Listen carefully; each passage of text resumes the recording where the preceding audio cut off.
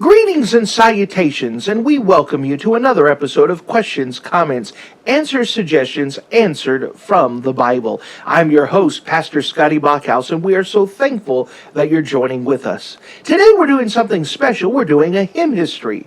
The hymn history we're doing today is the song Hold the Fort. The year is 1864. General Sherman has just made his great march to the sea and has been currently encamped outside of the city of Atlanta, Georgia.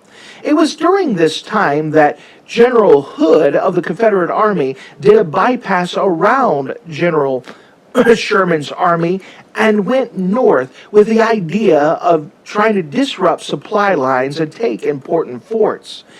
It is after hearing about this, General Sherman gathered up his army and went in pursuit. Meanwhile, General Hood had landed near a certain pass where they had an important Union fort being held. During this this encounter, 6,000 of General Hood's men surrounded this fort that contained 1,500 men.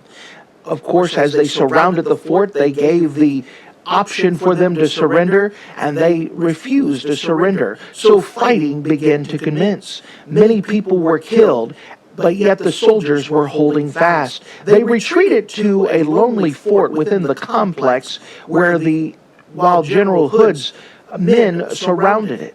It was just at this time when men were laying down, they were ready to quit, they were wondering how long they could hold on, that 20 miles away, one of them happened to see a white flag waving on a hill.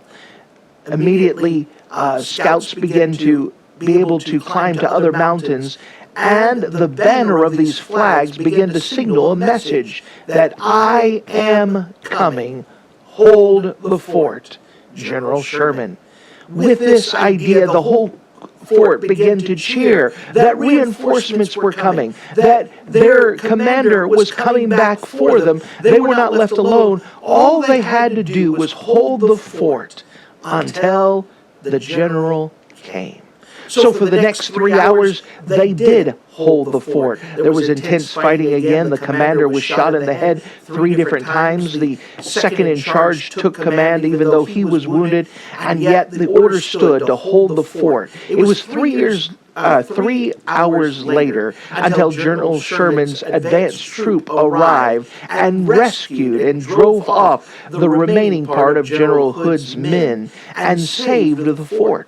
Later on in a preaching service, Major Whittle, who worked with D.L. Moody, was using this as an illustration to try to encourage the Christian folks that we're supposed to hold the fort. Even though there's attacks going around us and it looks like some people are falling, some people are quitting, our job is to hold the fort, for Jesus is coming. Our rescue is coming nigh, and that we could cheer knowing that we only have to hold it for a little while and reinforcements are at the doorstep. P.B. Bliss was there listening to the message, and it was that night that he wrote that song.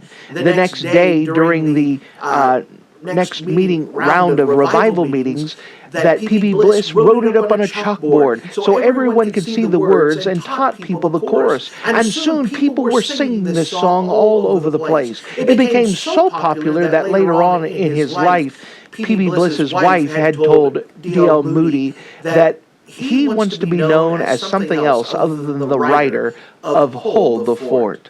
When P.B. Bliss did die and did perish, that D.L. Moody had Sunday school kids send their pennies, and they put a tombstone over the grave of P.B. Bliss that said, P.B. Bliss, author of Hold the Fort. The words of this song are so encouraging and give us a reminder that Jesus Christ is coming, and gives us a rally call which to follow.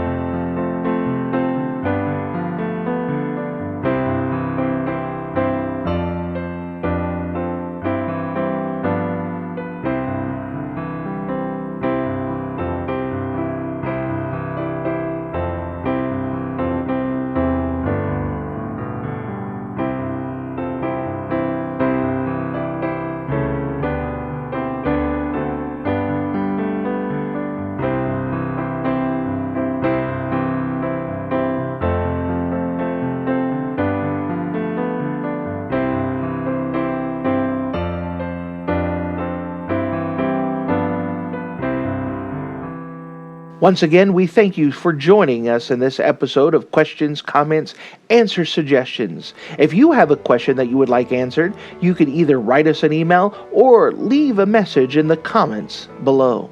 Thank you.